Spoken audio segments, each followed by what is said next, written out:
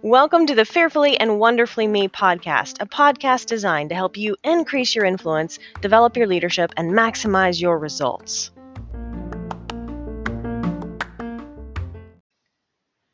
Hello, everyone. Welcome to today's podcast episode on Focus Creates Value.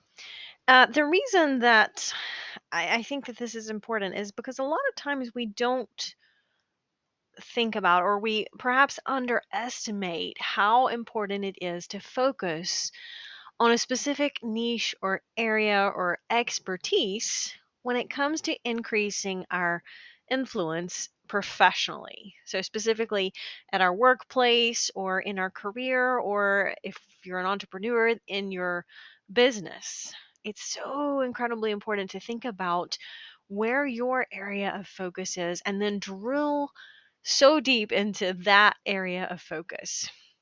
So, um, several years ago, when Mac and I first really started our journey of teaching leadership principles and personal growth principles, and kind of started on the journey we are on, gosh, almost 10 years ago this year.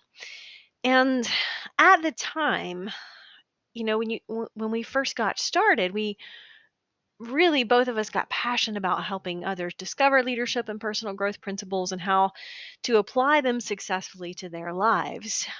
But the problem, particularly for me, I think Mac honed in on his area, his niche, a little more intuitively earlier. And perhaps I had the intuition, but it took me a few years to really realize how to quantify that. So everyone's journey is a little bit differently. And Mac really was able to drill down into his niche a little more definitely, a little more specifically, a little, a little quicker than I was. And there's nothing wrong with that. But, when we both got started, it was just, we were so excited about these leadership and personal growth principles that we had been reading about and applying to our lives and getting results from several years. And so in 2013, when he moved really from being a lean consultant and focusing on process improvement to really focusing on leadership development. And in that same year, I really got passionate about sharing my story and helping other people realize that they could grow their influence personally and professionally, and have a better life, because life is better when we have more influence. Now, I would not have been able to articulate it back then 10 years ago. It took me, as I said, several years to really get to that point. But back in 2013, I just remember the excitement of sharing leadership and personal growth principles, but I wanted to share them with everybody because I thought everybody can benefit from learning and applying these principles. And that's absolutely true. We all benefit from learning and growing and learning how to increase our influence. Everybody can influence, and everybody can benefit from learning how to influence better. So that's a natural step, I think, for someone who wants to get into the space of speaking and training and writing books and sharing knowledge with others. Is when you are on fire and you're passionate about it, you want to share it with everybody. And that's not a bad thing, but part of the growth process through that journey was realizing that even if the principles can benefit most people or everybody, you as a solution, or you as the provider of a solution, again, whether that's you in a business as an entrepreneur or in your career at work, your expertise and your focus and that expertise can provide much more value if you are specific about the population that you can help. So another way to say that is, I heard it and I forget who the quote is, but someone said, riches are in the niches. And to me, that doesn't necessarily mean financial riches, although it could. But to me, what that means is that today, in the information age, there's so much information out there, and a lot of generic or general information is so easy to come by. You can Google just about anything, right? But to me, that statement, riches is in the niches, means that when you become an expert in a specific area or a niche or a field or a focus, then you are much more valuable because general information is available to everybody.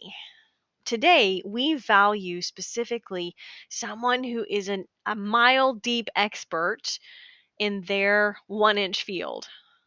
You've probably heard the cliche, a jack of all trades is a master of none. And today, it doesn't really help you increase your influence professionally if you are a jack of all trades as much as it will if you are specific in one specific trade or industry or focus area and you are a specialist, because then you're the expert in that area. And there again, a lot of information out there. People find it much more valuable to have the expert or the specialist. Think about it from your perspective. If you have a heart problem, or maybe your child, let's say your child has a heart problem. You're terribly sad, but one of your children is born with a heart defect and they need surgery to correct that heart defect, or they may not have a full productive life. And so that I cannot imagine the fear that comes with that as a parent. But I guarantee you, 100,000% guarantee you, when it comes to someone performing surgery on your heart or your child's heart, you want the surgeon who's done this surgery 1,000,000 times, 100,000 times. You want the expert who's seen many, many cases and who's seen all of the different possible complications and who has successfully navigated thousands of surgeries, because that gives you increased confidence in a better outcome for the surgery. You don't want the family practice doctor who maybe did a 1 month rotation in a cardiac lab and knows what a heart looks like, but doesn't have the skill that a heart surgeon who's done that surgery many, many times would have. You want someone who is the specialist who can focus in on that activity because that's what's valuable to you in that scenario. So think about it from that perspective and then flip it around and think about it from your perspective in a professional environment. You want to be the heart surgeon, the expert, right? The surgeon who is a specialist. Now, that means that you're not going to treat everybody that has any kind of health problem. If someone has a foot problem, you're not going to be really able to offer that person a lot of value. But you'll be able to offer an incredible amount of value to the specific population that you serve. And that's where you can create influence in a professional environment, because then you start attracting people from all over the county or the state or even the nation. Perhaps if you are enough of a specialist, you can draw people from even other countries who come to you because you are that much of the expert. You are the expert in your area. And that is when you create value, right? When you focus in a mile deep on that specific niche that is your niche, your area of expertise, that focus creates value. And when you create value and you add value to others, you increase your influence. Now, I know that that is more difficult to do than it is to talk about. And as I said, particularly in 2013, when Mac and I really got, you know, uh, stepped off full time into our journey of speaking and teaching leadership and personal growth, we wanted to share the principles with everybody, but realizing that we needed to focus in on a specific population that we could serve, a specific audience. And, the way I say that these days is I'm talking to my tribe. I'm trying to build my tribe, and not everybody is my tribe. Not everybody is a member of my tribe. And it's important to realize that, because there are going to be some people who don't value the same things that you do. There are going to be some people who you cannot serve because they're not in your area of focus, and that's okay. But you will be able to exponentially provide value to the ones who are. And so, really for Mac, that is his expertise is that blue collar leadership and developing the blue collar workforce and those who lead them. And he is gifted in that. And so he focuses on that. And because he focuses on that to such a large degree, he's able to bring so much more value to those in that group, in those industries. And so that's incredibly important. So you may not be an author or speaker, but if you are, I would challenge you, because it is very natural when we start out to start broad. But here's the key: if you continue to grow and develop yourself, you'll narrow over time, you'll just naturally start to hone in your lane. And so instead of starting out with an 8-line highway of 8 possible lanes that you could serve, if you continue to grow and continue to go down that path, that 8-lane highway will start to narrow over time to 4 or 2. And if you continue to grow enough and continue to develop yourself enough, eventually you can get to just that razor thin one line where you are the expert and you are able to bring an incredible amount of value to people who need what you provide. And I think it's important to look at it from that perspective. I read a book several years ago. It was Building a Story Brand. Donald Miller wrote it, and he talks about so much of the time we don't think of ourselves in terms of being able to provide a solution to a problem. So, particularly if you are an entrepreneur, think about what is the problem that your client or potential customer has, and how do you solve that for them? How do you make their life better?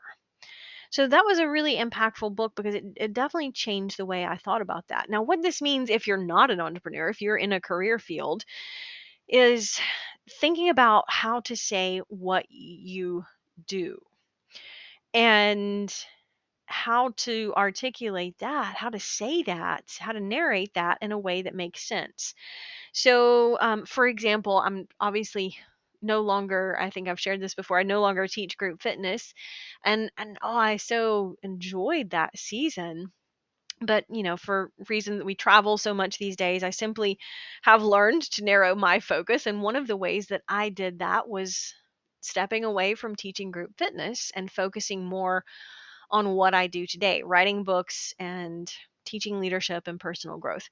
So that's one example of how I've narrowed my focus over time.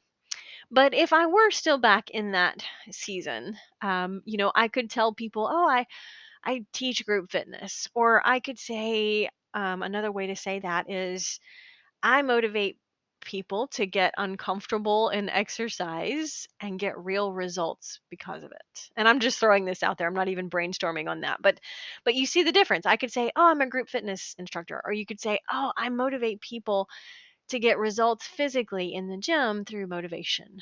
Or making their exercise session fun. Or, I could brainstorm on several different ways to say that. So that instead of just saying, "Hey, I'm a group fitness instructor," I could state that in a way that is an obvious solution to a problem they may not even realize they had.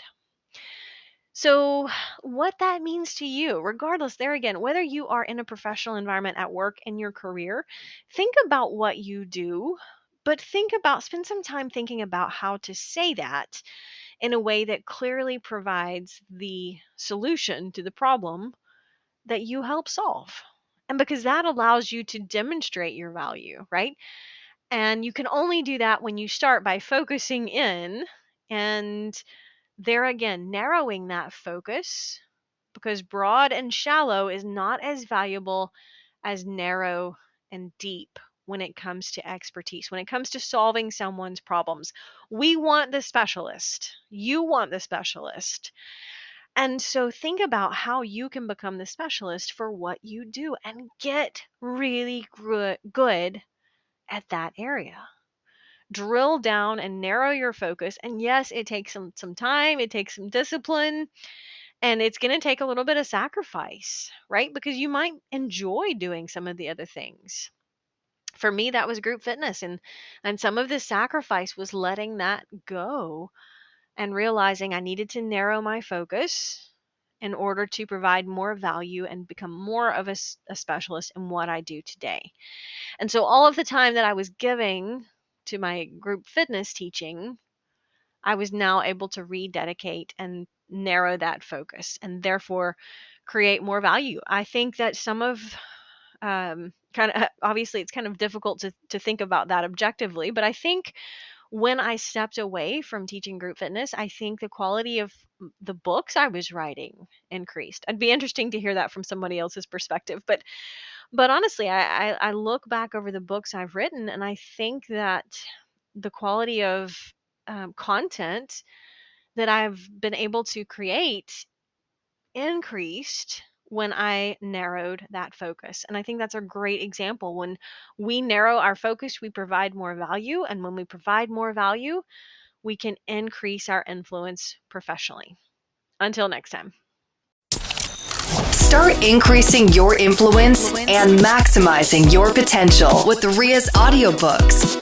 Available at audible.com, amazon.com, and iBooks. Please visit riastory.com to learn about Ria's books, resources, speaking, and training programs. Thanks for listening.